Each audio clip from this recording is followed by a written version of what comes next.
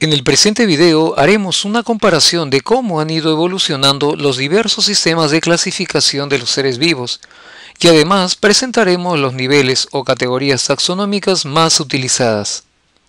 Para poder entender a la biodiversidad o diversidad de las especies que habitan en nuestro planeta y cómo se relacionan entre ellos, se requiere el estudio de las semejanzas morfológicas y también bioquímicas, y de esta manera podremos deducir las relaciones que se han dado entre los organismos durante la evolución.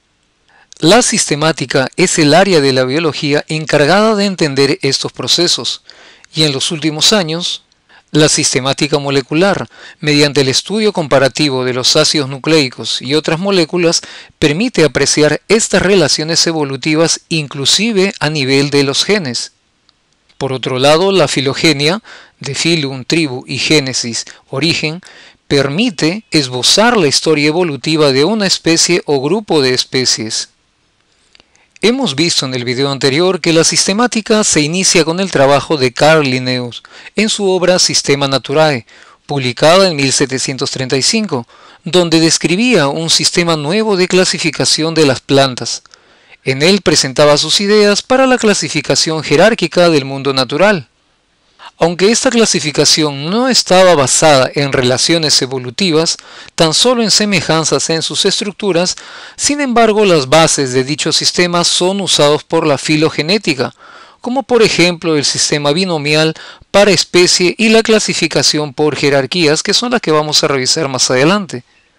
Tiempo después, Ernest Haeckel, en su obra Morfología General de los Organismos, publicada en 1866, consideró un tercer reino que hasta ese momento no existía, el reino protista, diferenciando a los protozoarios y a organismos que no encajaban dentro de los animales o de los vegetales.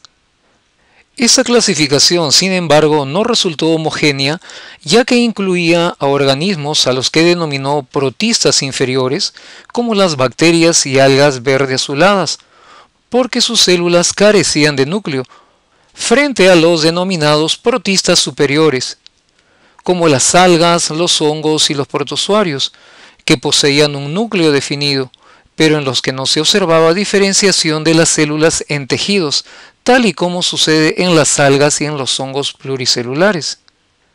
Y a inicios del siglo XX, en 1925, el biólogo marino de origen suizo Edouard Chatou propone clasificar a los seres vivos considerando dos grupos celulares, que denomina prokaryotic o procariote, del griego pro antes y karion núcleo, para aquellos organismos con una célula sin núcleo, como es el caso de las bacterias, y además propone el término eukaryotic o eucariote, del griego eu, bueno o verdadero, y karion núcleo, que significa núcleo verdadero, para los organismos con células que poseen un núcleo. Como podemos observar, es un sistema muy simple que divide a todos los seres vivos en tan solo dos grupos y que no considera para nada a las clasificaciones previamente descritas. Y 30 años después, Herbert Copland, en su obra La clasificación de los organismos inferiores, publicada en 1956, incorpora lo fundamental de la propuesta de Chatou y rediseña al reino protista, incluyendo a microorganismos que presentan núcleo. Pero además considera aislar a las bacterias, organismos carentes de núcleo, y sugiere la necesidad de crear un cuarto grupo de seres vivos que las incluyera, tomando el nombre que había referido Haeckel años antes, el término monera. Es así que los cuatro reinos quedan de la siguiente manera: el reino monera, o también denominado micota, el reino protista o protoctista, el reino plantae o metafita y el reino animalia o metazoa.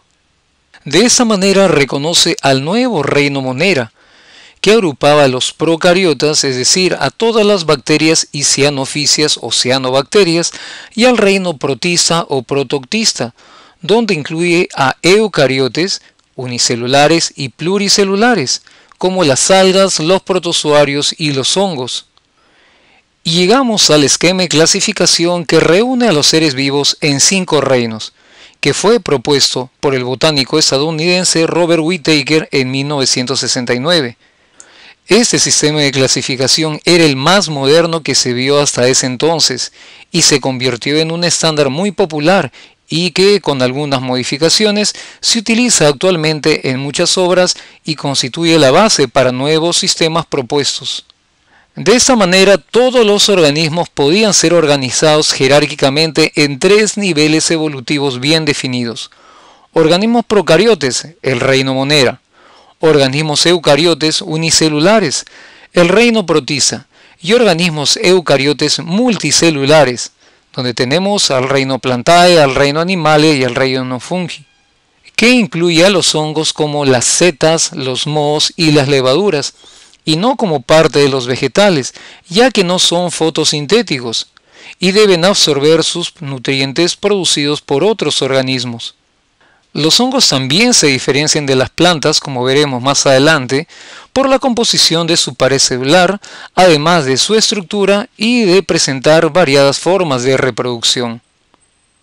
Y a fines de los años 70, Carl Woese y sus colegas utilizan métodos de determinación de secuencias de bases en genes, es decir, estudios a nivel molecular de la estructura del ARN ribosomal, mediante el cual obtienen un árbol muy novedoso, donde distinguían tres grupos bien diferenciados o tres reinos primarios, como él los denominó. Posteriormente, en 1990, y debido a las evidencias que encontró, postula el sistema de tres dominios, un nuevo nivel taxonómico superior a reino, y renombra a los tres grupos como dominio bacteria, dominio arquea y dominio eucaria. Concluye que estos dominios tienen diferencias distintivas a nivel de la subunidad menor del ARN ribosomal y desestima a procariote o monera como taxón válido. En el primer dominio, bacteria, considera a las bacterias comunes, como las bacterias del suelo, del agua, las que ocasionan enfermedades, entre otras, mientras que en el segundo grupo, de arquea o arqueobacterias, incluye a las bacterias con características muy particulares, como aquellos primeros organismos que debieron habitar la Tierra. Arquea proviene del prefijo antiguo, bacterias antiguas, aquellas que tienen unos metabolismos más complejos y hábitat extremos, como aquellos microorganismos que viven en aguas termales, en lagos salados o a grandes profundidades, es decir, viven en condiciones de extremas temperaturas, elevadas concentraciones de sal y a grandes presiones. Mientras que en el dominio eucaria incluye a todos los organismos eucariotes. Sin embargo, estos dos grupos procariotas son considerados por otros autores como reinos, junto con plantas, animales, hongos y protistas, lo que constituye un sistema considerado por algunos autores de 6 reinos, que se ha convertido en estándar en muchas obras y libros educativos. Los tres dominios tendrían una antigüedad de 3 a 4.000 millones de años, descendiendo desde un ancestro común denominado progenote o protobionte. Sin embargo, esa clasificación propuesta tiene muchas críticas. Aún así, la clasificación planteada por Whittaker y la de Woese son las más ampliamente aceptadas y que podemos encontrar con mucha frecuencia en los diversos libros de biología, y son las clasificaciones que describiremos en los videos posteriores. Y como podemos darnos cuenta, los virus no están considerados en ninguna de las clasificaciones mencionadas, debido a que la mayoría de los científicos prefieren no considerarlos como seres vivos, ya que no pueden reproducirse por su propia cuenta, una característica fundamental de los seres vivos como hemos revisado en un video anterior, y para realizar la reproducción requieren estar en el interior de otras células, por lo que son considerados como parásitos intracelulares obligatorios. Y ha sido necesario desarrollar una clasificación particular para ellos. En videos posteriores explicaremos lo relacionado a los virus. Como debe haber pasado a más de uno al referirnos a un organismo por su nombre común, sucede que en diferentes zonas y en diversos idiomas se usan muchas palabras para el mismo organismo. Para evitar esta confusión, los biólogos utilizan nombres científicos que generalmente provienen del latín y que consiste de dos partes. Por eso el término binomio, y que fue creado por Carl Linneo. La primera parte de este binomio se denomina género, y la segunda palabra es el epíteto específico o de especie. Debemos de tener en cuenta que el epíteto específico solo no es la especie. Por ejemplo, el nombre científico de nuestra especie es Homo sapiens, donde la especie es el epíteto específico, formado por las dos palabras completas, Homo sapiens, y no solo la segunda, sapiens, que de escribirse solo pierde su significado nominal. Inclusive el mismo epíteto específico puede usarse en el nombre científico de diferentes especies. Por ejemplo, tenemos el caso de la ameba Entamoeba coli y de la bacteria intestinal Escherichia coli. El término coli está asociado a la región donde la vamos a encontrar, es decir, a nivel intestinal, pero estamos hablando de dos organismos, inclusive de dos reinos distintos, el reino protista y el reino monera. O también se da el caso que el mismo género es común en diferentes especies, como las amebas Entamoeba coli y la Entamoeba histolítica. La primera de ellas es una especie no patógena, mientras que la segunda sí lo es. Los niveles taxonómicos o categorías son amplios y un taxón es la unidad taxonómica y es un agrupamiento formal de organismos de cualquier nivel, como una especie, el género, un filum, entre otros. El trabajo realizado por Linneo fue muy completo. Agrupó a los organismos en jerarquías cada vez más complejas y amplias.